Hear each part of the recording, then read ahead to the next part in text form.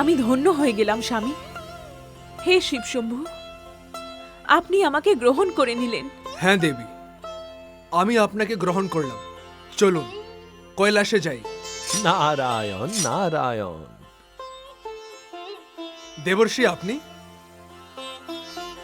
হে ভোলা শঙ্কর, এখন আর এ সম্ভব নয়। কি সম্ভব নয়? পুত্রী পার্বতীর আপনার সঙ্গে কৈলাস যাওয়ার। কেন দেবর্ষি? হে দেবাদিদেব, আপনি ঈশ্বর হয়েও নিজের তৈরি নিয়ম ভাঙতে পারেন না। এই সত্য তো কেবল আপনিই জানেন যে পার্বতী দেবী গৌরীর অন্য রূপ, কিন্তু মানবদের জন্য তো সে পার্বতী, তাই না? আপনি কৈলাসে অবশ্যই যাবেন, কিন্তু পুত্রী পার্বতীর সাথে নয়, একা। একা? হ্যাঁ ভোলেনাথ, আর আপনার পক্ষ থেকে সপ্তঋষি মহারাজ হিমাচলের কাছে প্রস্তাব নিয়ে যাবেন পুত্রী পার্বতীর সাথে বিবাহের। ভোলেনাথ, আমি পর্বতরাজ হিমাচল ও দেবী নয়নার কাছ থেকে পুত্রী পার্বতীকে সন্তান রূপে নিয়ে এসেছিলাম। আমাকে আজ্ঞা দিন, আমাকে ওনাদের সন্তান ফিরিয়ে দিতে হবে। ভোলেনাথ, এখন পুত্রী পার্বতীর সাথে আপনি বিবাহের পরেই দেখা করতে পারবেন। চলুন দেবী। আপনি যান দেবী, শক্তি আর শিবের থেকে বেশি দিন দূরে থাকবে না।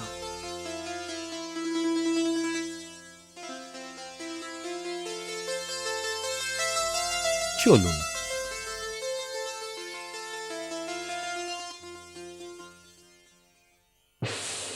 অসুর সম্রাট, সময় আপনাকে যতটা সময় দিয়েছে তত সময় তো আজ অবধি কোনো দেবী দেবতা, সুর, নর, মুনিও পায়নি। আমি কবে আপনার কাছে ভবিষ্যৎবাণী করেছিলাম যে পার্বতী জন্ম হলো, সে বড় হলো, আর এখন তো ভগবান শিবও তাকে গ্রহণ করে নিয়েছেন, কিন্তু আপনি এখনো কিছুই করতে পারলেন না। জ্যোতিষী, নিজের ভবিষ্যবাণীর ব্যাপারে তুমি এতটাই নিশ্চিত, এ কথা বিশ্বাসের সাথে বলতে পারো যে তোমার ভবিষ্যবাণী সত্যি হবে? এখনো হিমাচল পুত্রী পার্বতীর সকুশল থাকা এই কথাকেই প্রমাণ করে অসুর সম্রাট। জ্যোতিষী, এখনো পর্যন্ত যাই কারণ হোক, হিমাচল পুত্রীর সমস্ত প্রভাব থেকে সুরক্ষিত থেকেছে, কিন্তু এই সময় ওর রক্ষা সম্ভব নয়। আমি খবর পেয়েছি হিমাচল পুত্রী দেবর্ষি নারদের সাথে কৈলাস থেকে নিজের ভবনে ফিরে আসছে, আর সেটাও পাহাড়ি রাস্তায়। আর দেবর্ষি নারদ নারায়ণ নারায়ণ করা আর বিনা বাজানো ছাড়া আর কি করতে পারে?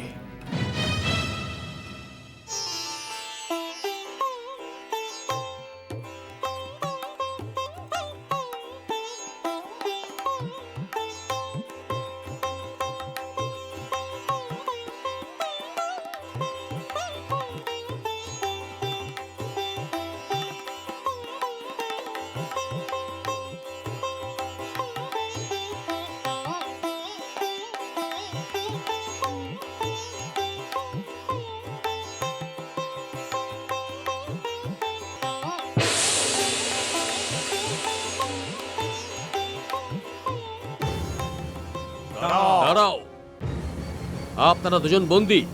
আমরা আদেশ পেয়েছি যে আপনাদের দুজনকে অসুর সম্রাট তারকাসুরের সামনে উপস্থিত করতে হবে। সৈনিকেরা, নিশ্চয়ই তোমাদের কোনো ভুল হয়েছে। আমরা না তো কোনো অপরাধ করেছি, আর নাই কোনো রাজদ্রোহ করেছি।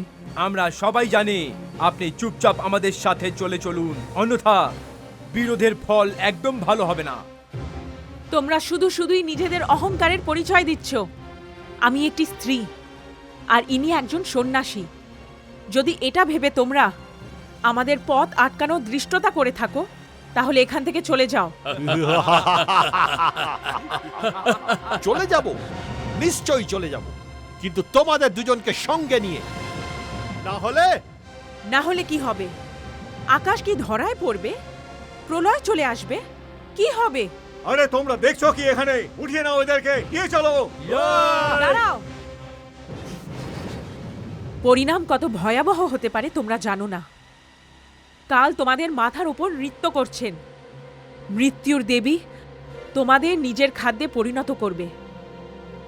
নারীকে এত দুর্বল মনে করো না। এই নারী অবলা নয়, বেশ বলশালী। হে প্রভু, রক্ষা করুন।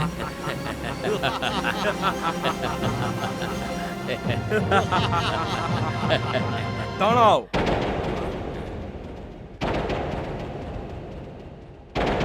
নিজ কুল কলঙ্কি পাতকি অসুরের দল, তোদের এত সাহস! যদি তোরা সমস্ত সৃষ্টিকে জ্বালিয়ে দিতে, আকাশ থেকে চাঁদ আর তারা ছিঁড়ে ফেলে দিতে, তাহলে কখনোই আমি তোদের দিকে চোখ তুলে দেখতাম না। কিন্তু তোরা আমার মাতার অপমান করার চেষ্টা করেছিস। সারা সংসার জানে যে বীরভদ্র মাতা পার্বতীর পুত্র।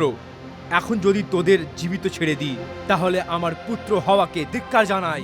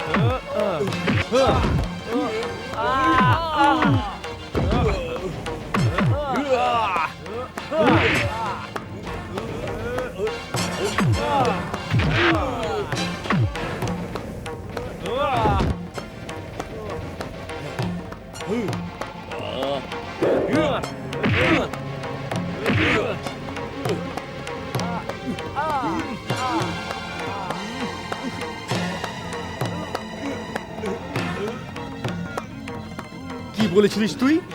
ইনি বন্দী? তুই আমার মাতাকে বন্দী বলেছিলিস?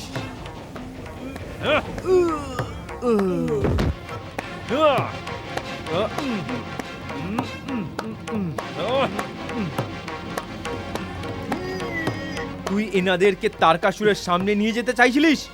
আমার মাতাকে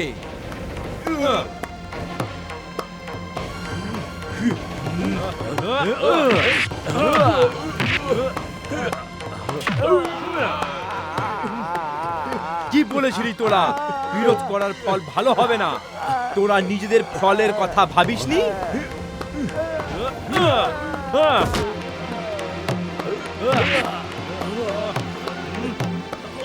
তুই এনাদের দুইজনাকে তুলে নিয়ে যেতে চাইছিলিস? আমার মাতাকে?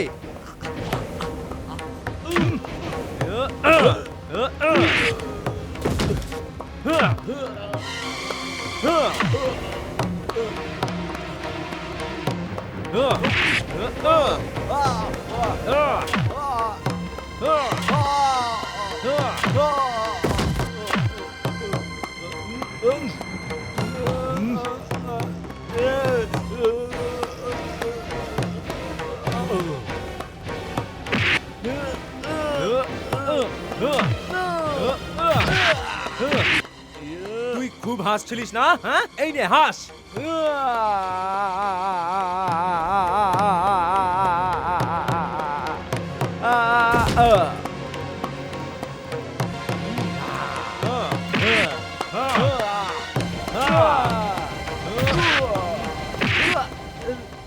আমি তোকে মারবো না, জীবিত ছাড়বো, যাতে তুই গিয়ে তারকাসুরকে বলিস যদি কখনো এরকম দুঃসাহস করে তাহলে মায়ের চরণে শপথ করে বলছি আমি তোদের অসুর রাজকে তার অসুর লোকের মাটির গভীরে পুঁতে দিয়ে আসবো।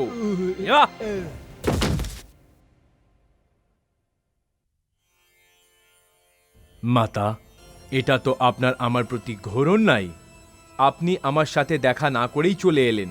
যেই জানতে পারলাম আমি ছুটে ছুটে এখানে এসে উপস্থিত হলাম। মাতা, আপনি জানেন না হয়তো এই অসুরগুলো আগেও আপনার তপস্যা ভঙ্গ করার চেষ্টা করেছিল। পুত্র বীরভদ্র, রুষ্ট হয় না। আমি তোমাকে কষ্ট দিতে চাইনি। এতে কষ্টের কি আছে মাতা? আমার জন্মই আপনার দেখাশোনা ও রক্ষার জন্য হয়েছে। বীরভদ্র, তুমি একেবারে ঠিক সময় এসে পড়েছ। ধন্যবাদ দেবশ্রী। আসুন মাতা, আমি আপনাকে আপনার ভবন অবধি ছেড়ে দিই। হ্যাঁ বীরভদ্র, তুমি সঙ্গে থাকলে আমাদেরও কোনো প্রকারের আশঙ্কা হবে না। দেবী, আপনার লীলা অপরম্পার। আসুন মাতা। নারায়ণ নারায়ণ।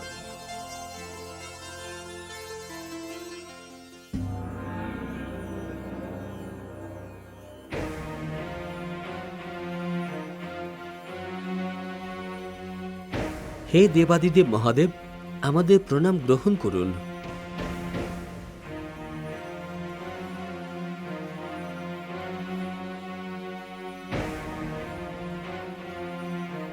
প্রণাম দেবগণ।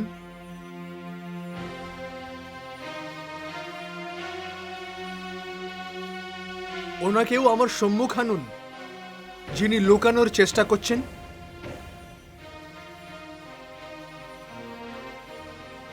ত্রাহিমাম দেবাদিদেব, ত্রাহিমাম।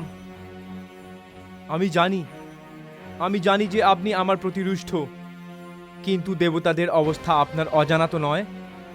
তারকাসুরের কারণে আমরা সবাই এক স্থান থেকে অন্য স্থানে পালিয়ে বেরোচ্ছি দেবাদিদেব। আমি জানি, যখন আমি দেবী সতীর বিয়োগে ছিলাম তখনও আমি এই কথা জানতাম। আর এখনো যখন দেবী পার্বতীর রূপে আমাকে দেবী সতীর দর্শন হয়ে গেছে, তবুও আমাকে সেটা খেয়াল আছে। দেবরাজ, আপনি যদি কামদেবকে না পাঠিয়ে নিজে আমার কাছে আসতেন, তাহলে কি আমি আমার কর্তব্য থেকে বিচ্যুত হতাম?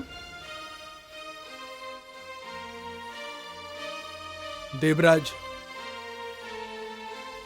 আপনি নিশ্চয়ই এটা জানতে চান যে আমি দেবী পার্বতীকে গ্রহণ করতে এত সময় কেন নিলাম।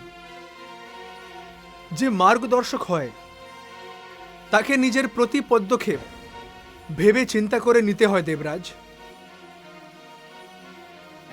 যদি আমি পার্বতীকে দেখা মাত্রই গ্রহণ করে নিতাম, তাহলে আমার ব্যবহার একজন কামাতুর ব্যক্তির সমান হতো। দেবরাজ, আমাদেরকে তো মর্যাদার মানদণ্ড তৈরি করতে হবে, এক আদর্শ স্থাপিত করতে হবে। আর সেই কারণেই আমি কষ্ট সহ্য করলাম, আর দেবী পার্বতীও কষ্ট সহ্য করলেন।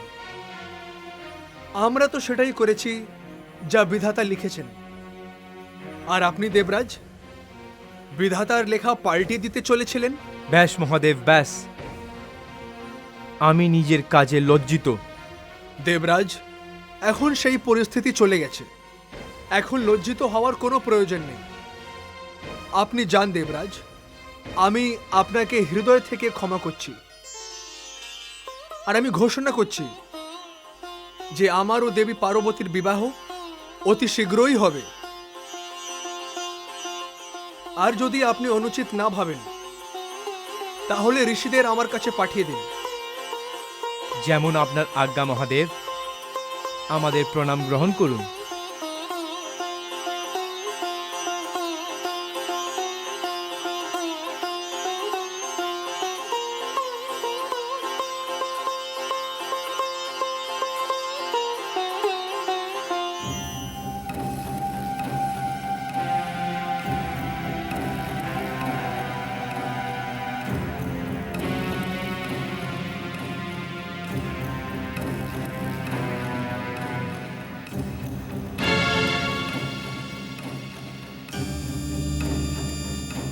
নারায়ণ নারায়ণ। দেবর্ষি, আপনি সব কুশল তো? হ্যাঁ অসুর সম্রাট তারকাসুর, আপনার কৃপায় সবই কুশল আর মঙ্গল। কিন্তু ক্ষমা করবেন, এখানে আসতে আমার একটু দেরি হয়ে গেল। কি দেবর্ষি, কিন্তু আমি তো আপনাকে এখানে আমন্ত্রণ জানাইনি। হ্যাঁ অসুররাজ, আপনি যে 8 জন মহাবীরকে পাঠিয়েছিলেন তাদের কুশলতার সংবাদ শোনানো তো আমারই কর্তব্য, কারণ তারা আমারই সামনে পঞ্চভূতে মিলিয়ে গেছে। হে অসুররাজ, যদি তারা পঞ্চভূতে বিলিয়ে না যেত, তাহলে তাদের কুশলতার সংবাদ শোনানোর যোগ্যতাই আমার থাকতো না। দেবর্ষি, আপনি ব্যঙ্গ করছেন। না অসুররাজ, আমি ব্যঙ্গ করছি না, কারণ ব্যঙ্গতে হাস্যরস থাকে।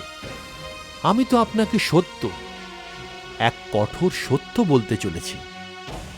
হিমাচল পুত্রী পার্বতীকে কোনো প্রকারের কষ্ট দেওয়ার পরিকল্পনা নিজের মন থেকে বার করে দিন, নতবা যে মৃত্যুর ভয়ে আপনি মৃত্যুর সময়কে পেছনোর চেষ্টা করে চলেছেন, সেই সময় যেন সময়ের পূর্বেই না চলে আসে। দেবর্ষি, তারকাসুর এত অসহায় কখনো হতে পারে না। নিজের বাহুবলের প্রতি আমার আস্থা আছে। আমি কালেরও সম্মুখীন হওয়ার সামর্থ্য রাখি। হে অসুররাজ, ক্রোধের যে রেখা আমি পুত্রী পার্বতীর নেত্রে দেখেছি, আমার তো মনে হচ্ছিল সে নিজের চোখ দিয়েই আপনার সৈনিকদের মেরে ফেলবে, আর এখানে এসেও ত্রাহি ত্রাহি রব তুলে দেবে। এ তো জেনে রাখুন, বীরভদ্রের কারণে তা হলো না। আমি আপনাকে বুদ্ধিমানীর কথা বলছি অসুররাজ। জ্ঞানী নিজের জ্ঞানের বলে নিজের কম থেকে কম আয়ুকেও সম্পূর্ণ করে আনন্দ করে এই সংসার থেকে বিদায় নেয়। কিন্তু আপনার মতন অভিমানী অহংকারী নিজের লম্বা আয়ুকে ব্যর্থই করে তুলেছে। জীবনের এতগুলো বছর আপনি মৃত্যুকে এড়ানোর ভয়তেই কাটিয়ে দিলেন। আমি আপনাকে সাবধান করে দিচ্ছি অসুররাজ, যে যদি আপনি এবার পুত্রী পার্বতীর সাথে এমন কোনো রকমের দুঃসাহস করেছেন, তাহলে ভবানীর এমন ক্ষমতা আছে যা ব্রহ্মার লেখাকেও পাল্টে ফেলতে পারে। আমাকে আজ্ঞা করুন, আমি যাচ্ছি। নারায়ণ নারায়ণ।